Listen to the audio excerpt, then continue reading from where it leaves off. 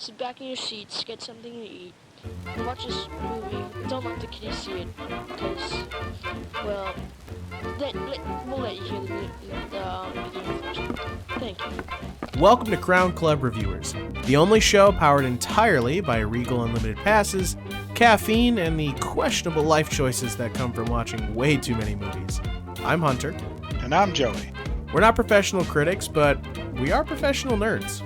Each week we take you through the latest releases, breaking down everything entertainment throws our way. Insightful? Sometimes. Fun? Always. Honest? Well, of course. Let's jump into today's feature.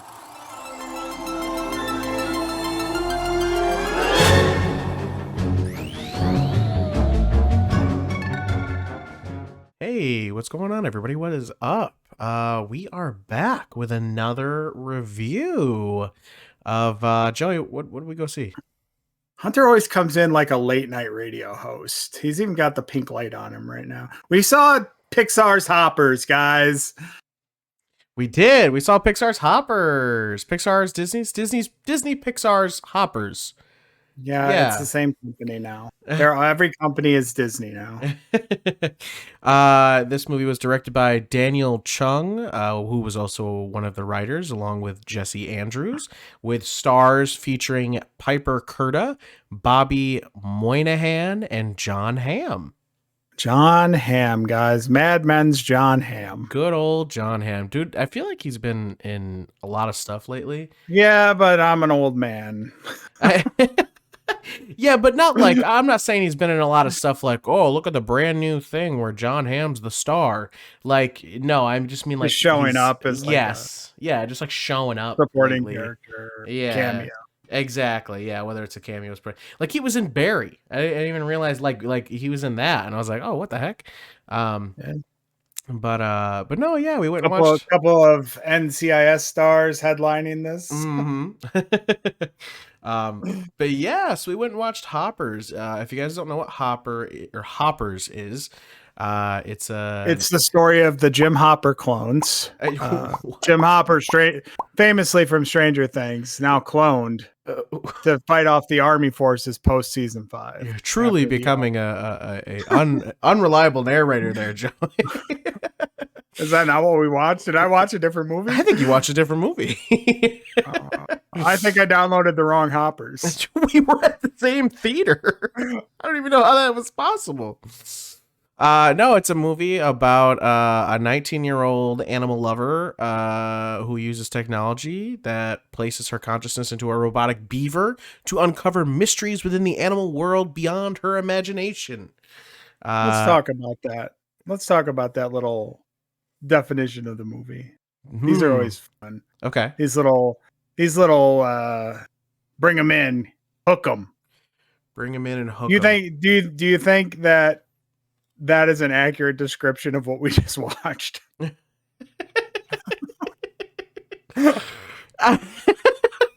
I mean, I think the first part of that, a 19-year-old animal lover who cares about the animals, uses technology that places her conscious into a robotic beaver, that certainly happened. However, I don't think she uncovered mysteries within the animal world, but things were beyond her imagination. So yeah, there wasn't really any mystery solving in this. It was more of a sort of a straightforward kill 'em all kind of plot. Well, you can't say that. There was live them all. Sorry, I forgot we were on YouTube. There was one mystery, and that was the thing we'll talk about later. But yeah. You're right. It wasn't like uncovering a bunch of mysteries. It was just there was like one that for essentially led to what we thought. People are watching their first Crown Club reviews. We're going to do a spoiler-free chit-chat about the movie, and then we're going to get into our spoiler section. Let's get into our regular sort of review for this, and that is first impression. I thought it was good. Yeah. Funny. Okay. Yeah, I don't know if it's peak Pixar. Like sitting there and I was weighing it against other Pixar movies as I was watching it. Sure. Because I have, you do that all the time. 3 decades now of Pixar movies to weigh this Pixar movie against. Mm-hmm. And I don't know if it was hitting the same, peaks and and highs of the other Pixar films, but it was enjoyable. Okay. Yeah, I also liked it. I didn't go in comparing it to every single, other Pixar movie. But no, I very much enjoyed it. I thought it had a nice story. I thought it had a lot of laugh out loud moments, which was sort of perfect. And we'll see. Yeah, I thought the comedy was pretty witty. It was written pretty well. There wasn't anything that really fell flat, I don't think, the joke wise. Okay. Um, Did the premise of this movie feel different, feel creative than any other Disney animal message movies? That it felt like it had its own legs. Yeah, I mean, there's definitely sort of a different approach to that style of filmmaking. I think that it addresses some things that other pop culture stories are addressing right now, which is, what is consciousness and is it possible to slide that around and what are the implications of that? Wow. Getting even deeper here with the Hoppers movie, huh? Here I am watching the trailer being like, Animal Avatar. It's, yeah. If you've seen Avatar, you've seen Hoppers. It's the same movie. It just has beavers instead of blue ladies. Oh, not just beavers. I mean, there were tons of them. There was beavers, there was bears, there was there was only lizards. three. There was only 3 avatars in this. There was only 3 avatars in this movie. 4, actually. Yeah, they were different. So Yeah, you can be different kinds of animals in this avatar. you can. I'm not saying that the Na'vi are animals. All right. Let's backtrack on that. Joey, I don't think anyone was thinking that. They were thinking it. All right. Let's go into the let's grasp. I'm not this. here for your unobtainium. Let's grab the reins of this review before we get too out of hand. I want to touch on the fact that you were talking about the consciousness thing and how a lot of things in pop culture right now are sort of talking about that and the idea of being able to move that around. Do you feel that for this movie it was clever or overly gimmicky? No, I mean, it was an interesting way to sort of bridge the gap between human and animal. And they did, I think it was unique how they sort of, when you were hopped. Yes. Everybody had sort of human characteristics. Yes. But when you were a human talking to an animal, it was just an animal. Just beady eyes. The eyes changed, the faces changed, the expressions changed. That was fantastic. That was fun. Yeah. Yeah, I loved that a lot. I felt like I was being transferred between the two things and seeing it from whatever perspective. So I thought that was really fun. And they did that throughout the whole time. It wasn't like one switch to be like, this is what this is, like the whole time. So yeah, that was very fun. Another thing I'll say too is like the art style in this, I'm happy to see them sort of getting away. It still has a tinge of it, but they're getting away from the Cal Arts, like Steven Universe style that has been every movie for like the last decade that's come out from Pixar. Since probably The Good Dinosaur, every character has looked the same. And this sort of started to break the mold of that a little bit. I will say too, like technological wise, I think they were really sort of showcasing, again, we talked about this. What was the other Zootopia. 3D movie? Water. Yep. They're really showcasing water in 3D right now. Like that's their thing. I also thought like the vegetation and nature stuff looked really nice. It looked almost like a painting when they were away from it. And then when they were up close, it was very, it got in there and made everything super highly detailed. And yeah, I did notice that. Now I'm about to say something that might put me in the hot seat. Okay. Some people might get upset about this, Very, very possibly. Okay. And I think it's because the world has ruined me at this point, and it's very upsetting. But I am so glad that you got to look at it and be like, this was art and all the different things and blah blah blah. But I want to let you know that I love this movie. I thought it was a lot of fun. But when we started, and it was very early on, and I'll talk about it in the spoilers in the section that I'm talking about. But very early on, there were some scenes, and I was looking at it, and all I could think was the AI slop Disney filter that turns you and your friend into a Disney character or a Pixar character. And it looked like that for a second, and I got so upset. Like, the back of my mind was like, oh my God, why am I ruined? Do you think that, though, is like the stylistic choice that they made? Or just the filter learning off what has been done for the last decade? Oh, it's got to be the AI learning. Like it's learning to look like that. But the fact that slop has ruined, like, instead of me just enjoying the film, I had a moment in the back of my head where I went, ugh, AI slop, and then realized, wait, Hunter, you're watching the Pixar movie. This can't be AI slop. It's the movie. Be AI slop. They could have used it.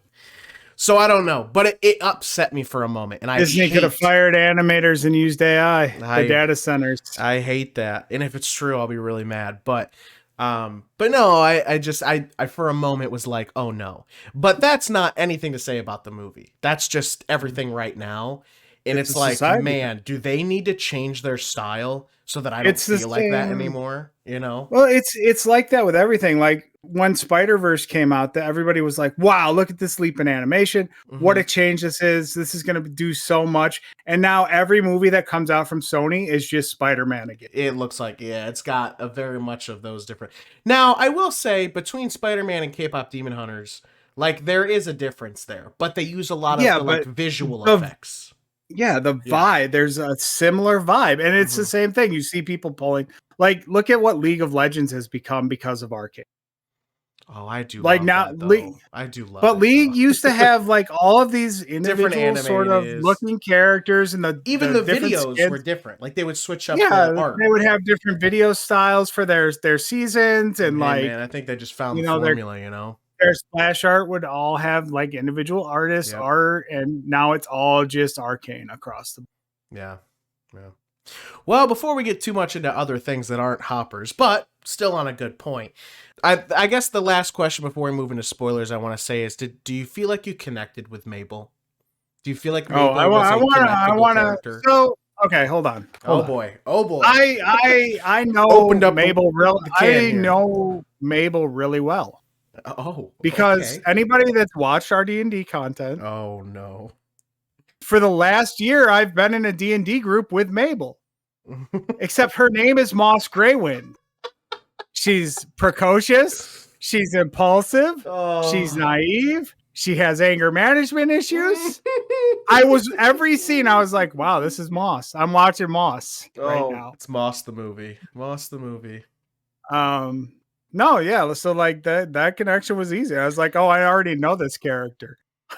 That's so funny. I love it. And normally I'd be like, oh my God, get off your high horse, lady. And I was like, no, I know this person. Oh, now even like her interactions with like the animals was like, oh my God, this is Moss and Sable. All right. Well, guys, if you hear that sound, that means we are heading into the spoiler section of this review. So if you have not seen the movie yet and you don't want to be spoiled, then you're going to want to go ahead and skip to the end for our rating. Or if you want to go and watch the movie, then come back and pick this back up, you can. Or if you don't care, go ahead and keep on listening. So ruin it. I'm gonna ruin it for everybody right now. Oh, go ahead. You don't see it, guys. It's not in there. Lizard. Yes. Lizard. It's not, yeah. So the original lizard meme that we had seen for so long, that was just for advertising, man. You get 2 lizards. You do. You get 2 lizards. He lizards twice, and that's it. So yeah, it is a running joke across the other animals though, because they all want to hit their own picture. They do all want to hit their own picture. Super, super funny. All right, so a couple of things that I want to bring up, and mostly because you sort of brought them up in the first section, and that's the whole consciousness transfers thing. So one, I love how Mabel found out about it, following the beaver all the way back. Like that was hysterical, very, very funny. Yeah. But how they did it, how they essentially created the consciousness transfer. What do you think of that concept, as both visually and like the science behind it? I mean, it's I'm a cyberpunk person. So from a cyberpunk standpoint, the idea of being able to transfer your consciousness into a chip or computer, A robot. whatever. Yeah. It's very interesting. The problem is we don't have a computer powerful enough to transfer a human mind. So like you have to really turn off your you have to go in with a big sense of disbelief. Like you have to be able to shut that off and be like, okay, this is okay.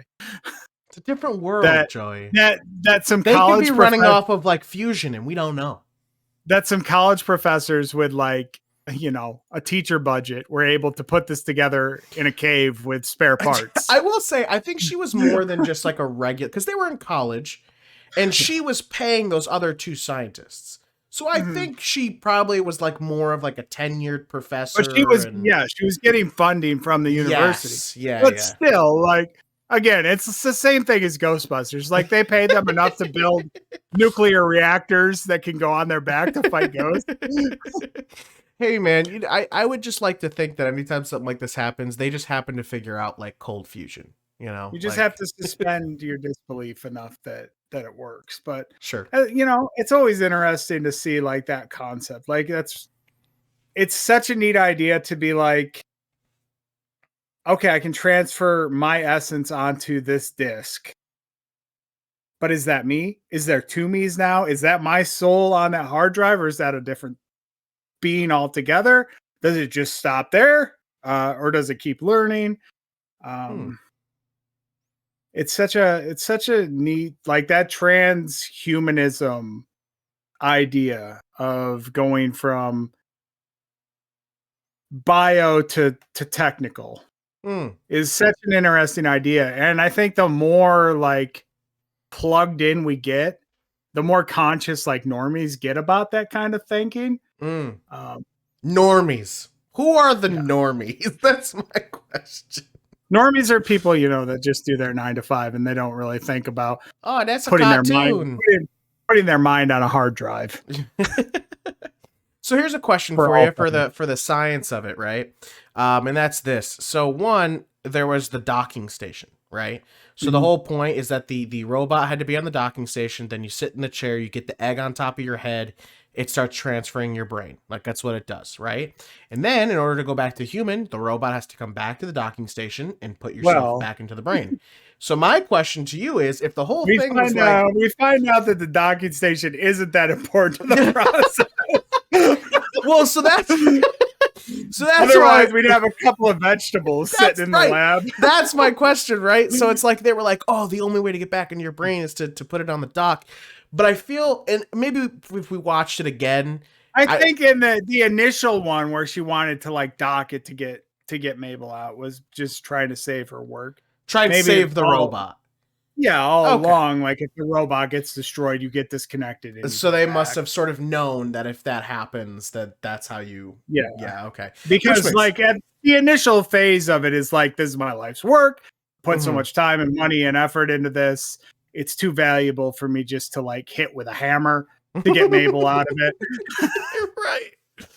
Oh, yeah, that makes sense. But yeah, there was just... I mean, how many robots they loot? 3 robots, because there was 4 in total. 3. And you have to imagine these are millions of dollars of taxpayers' money. I bet. And they made multiple versions. I mean, they made crazy amounts of versions.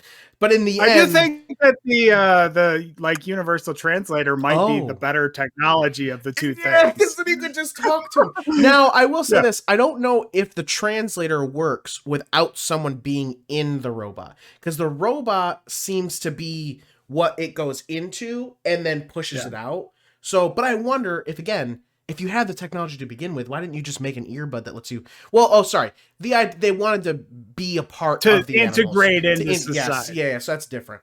But if essentially you just wanted to talk to animals, which at the end, she's like, look at my new ideas, which doesn't that make you think Up? Oh, I wanted to say that earlier when we were talking about things I that you wonder noticed. if Dr. Sam... It's Doug the dog's collar from Yes, Up. I think Dr. Sam created those collars. Yeah. But then again, So, doesn't Up has its guys, own... don't worry. Guys, don't worry. Pixar's still all connected. It's all connected. Pixar theory. We should do an episode about it. the doctor made Doug's collar. But I thought in Up there was already lore about how the collar got made. Yeah, the guy made it. So I mean, it just means that maybe he got it from her. You know, who maybe who he knows? stole the idea. Maybe it's very possible. But that was very. I'm pretty sure. And there was a couple of other like Easter egg things too. Maybe she got the idea from her neighbor, Mr. Fredrickson. Oh, maybe. But like just as an example, there's some other Easter egg things. If you ever watch the old Pixar shorts, there was the one with the little birds on the telephone wire, and they were like, "Oh, please, you big crane bird, don't be on this because you're too heavy." Those birds were in the movie. Yeah, and that was like another little tidbit. The classroom turtle's name was Crush, and Hunter got very excited. Yeah, I had to remind him that Crush was a tortoise, not a turtle. I know. It broke my heart and my dreams. It's okay. Speaking of Hunter's heart being broken, he was bawling like 2 minutes into this movie. I was very now, quickly. I think, it was very quickly again, I said earlier, I weigh this against other Pixar films that I've had decades to spend with. Mm-hmm.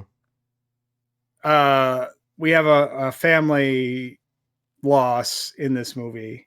Mm-hmm. But it's sort of breezed over in the story, and then we get sort of flashbacks to it, and it's like, oh, man, it would have hit so much harder. Joey's like, I want to see them I have to compare it to Carl and Ellie, man. That's the peak. Yeah, it'll never be better than that, and I think that's why they won't do it. Yeah, you know, they won't pull that trigger again. You know. All right, so let's do a last question here before we move into ratings, and that is, do we feel like the message landed? Yeah, so initially I was like, there's a couple spots in this where I was like, oh my God, we're like, communism is good and we should all just share our resources. I don't think that's the final message though. And if you sort of push through those early scenes, you get to what I was sort of talking about earlier in the review. And it's, if we're talking about D&D as well, we've brought this point up before. You have to communicate, but you can't communicate if you're only willing to talk. You have to be able to be quiet and to listen, because communication is a two-way street. I think that's really the lesson of this. Like, you have to be able to communicate, and to communicate, you have to be willing to listen. I think the message was don't mess with the wild, or you get squished. Flap around and find out. You'll get squished, flap around and find out was the best moment in the whole movie. Are you gonna get squished? You know, my kingdom has it saying, flap around and find out. So funny. There was a lot of laugh out loud stuff for sure, things like that for references. But all right, let's go ahead and go into our ratings and final thoughts. So Joey, if you'd like, you can start us off. Give us your final thought and then your rating. We're out of this. Has been so long since we've done one of these. It's out of 5, right? Correct. It is out of 5. Yes. All right. I'll give this 4 paws of the king out of 5. Oh, that's a good one. But you didn't give us a final thought. That's good though. Just be willing to listen. You can have all your opinions, man. Scream them to the heavens, but if you're not willing to listen, then you're not going to make any progress. I definitely really enjoyed the movie. I thought it was extremely funny. I don't think there was as much of a heartfelt message as you usually get from a Pixar movie in this movie. The beginning of the movie had me for so long. The beginning of the movie had me feeling about more like with the character and like sort of their struggle and what they were going through. And by the end of the movie, like, it was good and it had a perfectly fine ending, but it wasn't an ending that sort of made me be like, you're right, we should. You know what I mean? Like, it was more like, yeah, all right, that was good. But all in all, very, very enjoyable movie. I am going to give it 3 Tituses being carried on his couch leaf. That's so many words. I'm giving it 3 Prince Tituses floating down on his little couch. 3's a leaf. C, Hunter. I don't think It's a 3's a C C. Yeah, it's middle. It's like a C. It's like I mean, yeah. No, middle's 2.5 actually. But like it's a C+. But it was good. It was a very good movie. I would say go see it. I don't in any way say that you shouldn't go see it. But I had a lot more hopes for emotional ending Pixar, and that didn't happen. So You didn't want the emotion. you can't handle the emotion. You had too much emotion 2 minutes into the movie. Maybe We that's were what in it the was. trailers. We were in the trailers and he was crying. Toy Story 5. Maybe that's what it was. Is they got me too early, and the rest of the movie wasn't as peak enough, you know. But anyway, guys, thank you so much for joining us for another Crown Club review. We will see you next. Oh, actually, don't forget to let us know what movies you think we should be watching and what you thought of the movie. Give us all Leave thoughts. your comments, your Hopper comments, and What's your like rating and all that good stuff. and Yeah. share this with somebody that wants to see Hoppers. Yeah. Well, thank you guys, and we will see you next time.